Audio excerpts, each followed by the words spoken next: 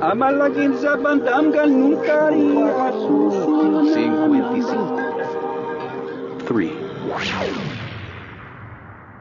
Hero protagonist and Vitaly Chernobyl, roommates, are chilling out in their home, a spacious 20 by 30 in a used storage in Inglewood, California.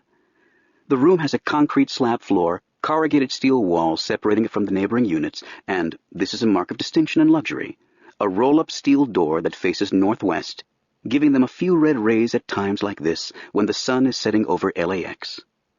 From time to time, a 777 or a Sukhoi Kawasaki hypersonic transport will taxi in front of the sun and block the sunset with its rudder, or just mangle the red light with its jet exhaust, braiding the parallel rays into a dappled pattern on the wall. But there are worse places to live. There are much worse places right here in this used storage. Only the big units like this one have their own doors. Most of them are accessed via a communal loading dock that leads to a maze of wide corrugated steel hallways and freight elevators. These are slum housing, 5x10s and 10x10s, where Yanomami tribespersons cook beans and parboil fistfuls of coca leaves over heaps of burning lottery tickets. It is whispered that in the old days, when the used storage was actually used for its intended purpose, namely providing cheap extra storage space to Californians with too many material goods, certain entrepreneurs came to the front office, rented out 10x10s using fake IDs, filled them up with steel drums full of toxic chemical waste, and then abandoned them, leaving the problem for the used storage corporation to handle. According to these rumors, used storage just padlocked those units and wrote them off. Now the immigrants claim certain units remain haunted by this chemical specter. It is a story they tell their children to keep them from trying to break into padlocked units. No one has ever tried to break into Hero and Vitaly's unit because there's nothing in there to steal, and at this point in their lives, neither one of them is important enough to kill, kidnap, or interrogate. Hero owns a couple of nice Nipponese swords, but he always wears them. And the whole idea of stealing fantastically dangerous weapons presents the would-be perp with inherent dangers and contradictions. When you are wrestling for possession of a sword, the man with the handle always wins. Hero also has a pretty nice computer that he usually takes with him when he goes anywhere. Vitaly owns half a carton of Lucky Strikes, an electric guitar, and a hangover. At the moment, Vitaly Chernobyl is stretched out in a futon, quiescent, and Hero protagonist is sitting cross-legged at a low table, Nipponese style, consisting of a cargo pallet set on cinder blocks. As the sun sets, its red light is supplanted by the light of many neon logos emanating from the franchise ghetto that constitutes this used storage's natural habitat. This light, known as low glow, fills in the shadowy corners of the unit with seedy, oversaturated colors. Hero has cappuccino skin and spiky, truncated dreadlocks. His hair does not cover as much of his head as it used to, but he is a young man, by no means bald or balding, and the slight retreat of his hairline only makes more of his high cheekbones. He is wearing shiny goggles that wrap halfway around his head. The bows of the goggles have little earphones that are plugged into his outer ears. The earphones have some built-in noise cancellation features. This sort of thing works best on steady noise. When jumbo jets make their takeoff runs on the runway across the street, the sound is reduced to a low doodling hum. But when Vitaly Chernobyl thrashes out an experimental guitar solo, it still hurts Hero's ears. The goggles throw a light, smoky haze across his eyes and reflect a distorted wide-angle view of a brilliantly lit boulevard that stretches off into an infinite blackness. This boulevard does not really exist. It is a computer-rendered view of an imaginary place. Beneath this image, it is possible to see Hero's eyes, which look Asian. They are from his mother, who is Korean by way of Nippon. The rest of him looks more like his father, who was African by way of Texas, by way of the Army, back in the days before it got split up into a number of competing organizations, such as General Jim's Defense System and Admiral Bob's National Security. 4 things are on the cargo pallet. A bottle of expensive beer from the Puget Sound area, which Hero cannot really afford. A long sword known in Nippon as a katana, and a short sword known as a wakizashi. Hero's father looted these from Japan after World War II when atomic. And a computer. The computer is a featureless black wedge. It does not have a power cord, but there is a narrow, translucent plastic tube emerging from a hatch on the rear, spiraling across the cargo pallet and the floor, and plugged into a crudely installed fiber optic socket above the head of the sleeping Vitaly Chernobyl. In the center of the plastic tube is a hair-thin fiber optic cable. The cable is carrying a lot of information back and forth between Hero's computer and the rest of the world. In order to transmit the same amount of information on paper, They would have to arrange for a 747 cargo freighter packed with telephone books and encyclopedias to power dive into their unit every couple of minutes, forever. Hero can't really afford the computer either, but he has to have one. It is a tool of his trade. In the worldwide community of hackers, Hero is a talented drifter. This is the kind of lifestyle that sounded romantic to him as recently as 5 years ago. But in the bleak light of full adulthood, which is to one's early 20s as Sunday morning is to Saturday night, he can clearly see what it really amounts to. He's broke and unemployed. And a few short weeks ago, his tenure as a pizza deliverer, the only pointless dead-end job he really enjoys, came to an end. Since then, he's been putting a lot more emphasis on his auxiliary emergency backup job. Freelance stringer for the CIC, the Central Intelligence Corporation of Langley, Virginia. The business is a simple one. Hero gets information. It may be gossip, videotape, audio tape, a fragment of a computer disk, a Xerox of a document. It can even be a joke based on the latest highly publicized disaster. He uploads it to the CIC database, the library, formerly the Library of Congress, but no one calls it that anymore. Most people are not entirely clear on what the word Congress means, and even the word library is getting hazy. It used to be a place full of books, mostly old ones. Then they began to include videotapes, records, and magazines. Then all of the information got converted into machine-readable form, which is to say, ones and zeros.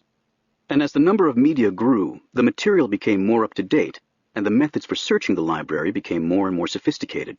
It approached the point where there was no substantive difference between the Library of Congress and the Central Intelligence Agency. Fortuitously, this happened just as the government was falling apart anyway, so they merged and kicked out a big fat stock offering. Millions of other CIC stringers are uploading millions of other fragments at the same time. CIC's clients, mostly large corporations and sovereigns, rifle through the library looking for useful information, and if they find a use for something that Hero put into it, Hero gets paid. A year ago, he uploaded an entire first-draft film script that he stole from an agent's wastebasket in Burbank. Half a dozen studios wanted to see it. He ate and vacationed off of that one for 6 months. Since then, times have been leaner. He has been learning the hard way that 99% of the information in the library never gets used at all. Case in point. After a certain courier tipped him off to the existence of Vitaly Chernobyl, he put a few intensive weeks into researching a new musical phenomenon, the rise of Ukrainian nuclear fuzz grunge collectives in L.A. He has planted exhaustive notes on this trend in the library, including video and audio. Not one single record label, agent, or rock critic has bothered to access it. The top surface of the computer is smooth, except for a fisheye lens, a polished glass dome with a purplish optical coating. Whenever Hero is using the machine, this lens emerges and clicks into place, its base flush with the surface of the computer. The neighborhood low glow is curved and foreshortened on its surface. Hero finds it erotic. This is partly because he hasn't been properly laid in several weeks, but there's more to it. Hero's father, who was stationed in Japan for many years, was obsessed with cameras. He kept bringing them back from his stints in the Far East, encased in many protective layers, so that when he took them out to show Hero, it was like watching an exquisite striptease as they emerged from all that black leather and nylon, zippers and straps. And once the lens was finally exposed, pure geometric equation made real, so powerful and vulnerable at once, Hero can only think it was like nuzzling through skirts and lingerie and outer labia and inner labia. It made him feel naked and weak and brave. The lens can see half of the universe, the half that is above the computer, which includes most of Hero. In this way, it can generally keep track of where Hero is and what direction he's looking in. Down inside the computer are 3 lasers, a red one, a green one, and a blue one. They are powerful enough to make a bright light, but not powerful enough to burn through the back of your eyeball and broil your brain, fry your frontals, laze your lobes. As everyone learned in elementary school, these 3 colors of light can be combined with different intensities to produce any color that Hero's eye is capable of seeing. In this way, a narrow beam of any color can be shot out of the innards of the computer, up through that fisheye lens in any direction. Through the use of electronic mirrors inside the computer, this beam is made to sweep back and forth across the lenses of Hero's goggles, in much the same way as the electron beam in a television paints the inner surface of the eponymous tube. The resulting image hangs in space in front of Hero's view of reality. By drawing a slightly different image in front of each eye, the image can be made 3-dimensional. By changing the image 72 times a second, it can be made to move. By drawing the moving three-dimensional image at a resolution of 2K pixels on a side, it can be as sharp as the eye can perceive. And by pumping stereo-digital sound through the little earphones, the moving 3D pictures can have a perfectly realistic soundtrack. So Hero's not actually here at all. He's in a computer-generated universe that his computer is drawing onto his goggles and pumping into his earphones. In the lingo, this imaginary place is known as the metaverse. Hero spends a lot of time in the metaverse. It beats the shit out of the you store it.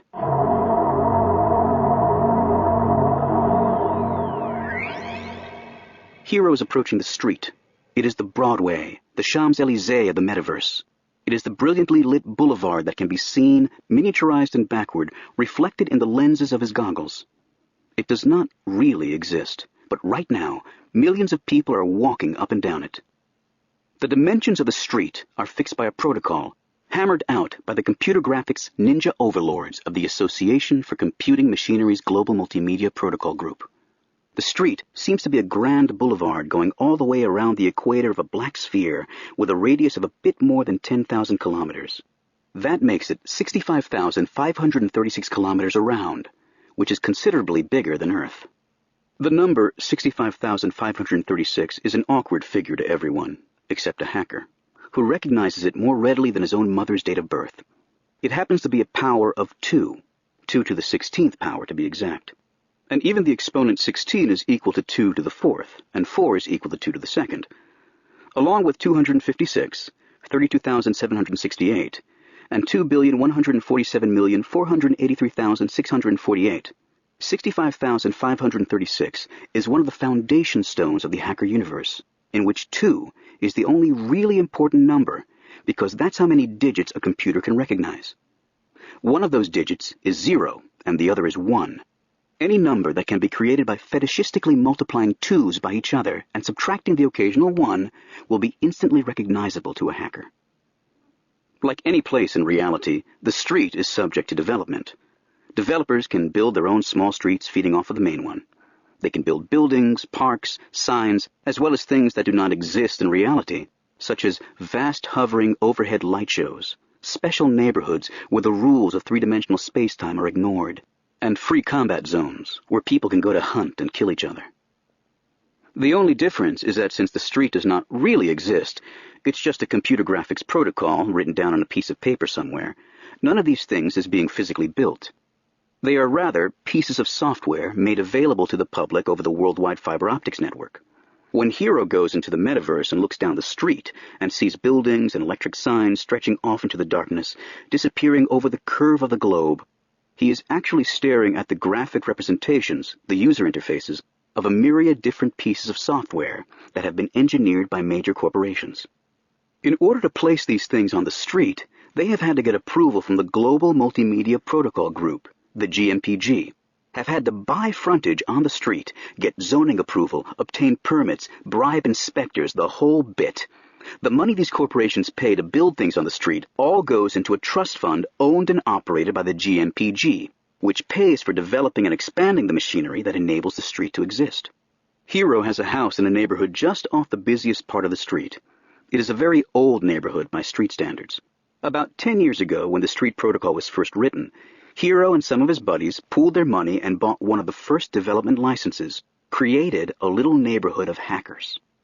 At the time, it was just a little patchwork of light amid a vast blackness. Back then, the street was just a necklace of streetlights around a black ball in space. Since then, the neighborhood hasn't changed much, but the street has. By getting in on it early, Hero's buddies got a head start on the whole business. Some of them even got very rich off of it. That's why Hero has a nice big house in the metaverse, but has to share a 20 by 30 in reality. Real estate acumen does not always extend across universes. The sky and the ground are black, like a computer screen that hasn't had anything drawn into it yet. It is always nighttime in the metaverse, and the street is always garish and brilliant, like Las Vegas freed from constraints of physics and finance. But people in Hero's neighborhood are very good programmers, so it's tasteful. The houses look like real houses. There are a couple of Frank Lloyd Wright reproductions and some fancy Victoriana. So it's always a shock to step out onto the street where everything seems to be a mile high. This is downtown, the most heavily developed area. If you go a couple of 100 kilometers in either direction, the development will taper down to almost nothing, just a thin chain of streetlights casting white pools on the black velvet ground. But downtown is a dozen Manhattans, embroidered with neon and stacked on top of each other. In the real world, planet Earth, reality, there are somewhere between 6 and 10 billion people. At any given time, most of them are making mud bricks or field stripping their AK-47s. Perhaps 1 billion of them have enough money to own a computer. These people have more money than all of the others put together. Of these billion potential computer owners, maybe 1/4 of them actually bother to own computers, and 1/4 of these have machines that are powerful enough to handle the street protocol. That makes for about 60 million people who can be on the street at any given time. Add in another 60 million or so who can't really afford it but go there anyway by using public machines or machines owned by their school or their employer, and at any given time, the street is occupied by twice the population of New York City. That's why the damn place is so overdeveloped. Put in a sign or a building on the street and the 100 million richest, hippest, best-connected people on Earth will see it every day of their lives. It is 100 meters wide with a narrow monorail track running down the middle. The monorail is a free piece of public utility software that enables users to change the location on the street rapidly and smoothly. A lot of people just ride back and forth on it looking at the sights. When Hero first saw this place 10 years ago, the monorail hadn't been written yet. He and his buddies had to write car and motorcycle software in order to get around. They would take their software out and race it in the black desert of the electronic night.